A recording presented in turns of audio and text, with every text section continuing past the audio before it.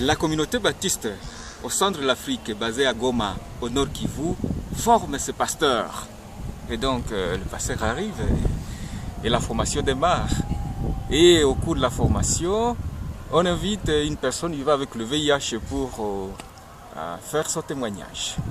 Et la femme arrive, elle est séropositive, elle raconte son histoire.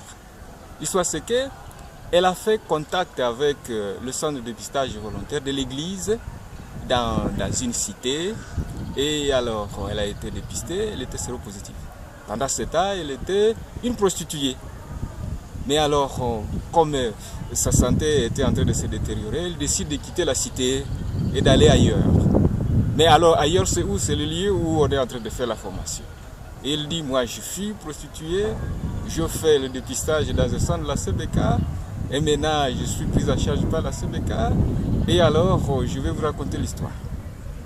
Alors, le pasteur remarque que c'est effectivement la femme qu'elle avait toujours vue, mais qui n'est pas là.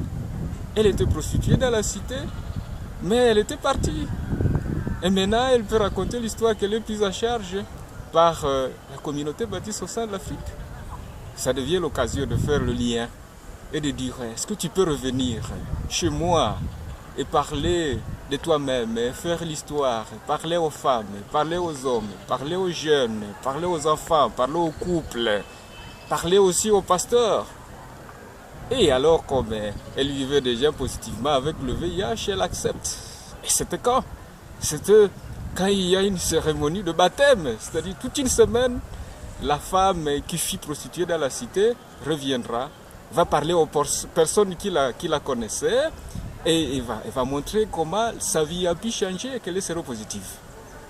C'était vraiment une très très belle occasion de voir le pasteur qui a acquis une nouvelle information, qui a eu des informations correctes sur le VIH-Sida, qui accepte qu'une personne séropositive peut venir dans sa paroisse, mais surtout qui mobilise autour de lui ses pères pasteurs de la région et aussi des responsables des différents services de sa paroisse pour qu'une paroisse puisse accepter que pendant une cérémonie de baptême, au lieu de parler longtemps des situations spirituelles, on peut aussi parler du VIH-Sida.